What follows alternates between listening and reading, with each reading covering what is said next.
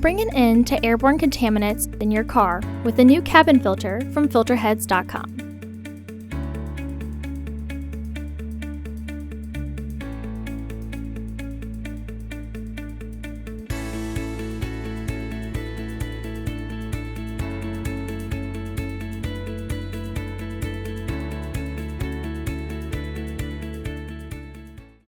The cabin filter is located on the passenger side of the vehicle, behind the glove box.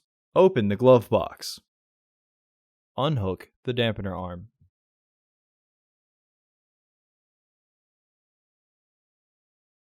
Push in on the sides of the glove box to release the stops and lower the glove box. Unclip both sides of the housing cover to remove it. Remove the old filter from the housing and clean out any debris inside. Insert your new AQ1102 filter into the housing, with its airflow indicating arrow pointing down. Reinstall the housing cover.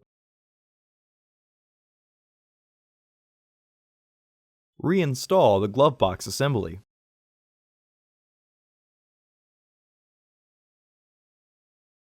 Hook the dampener arm back onto the glove box.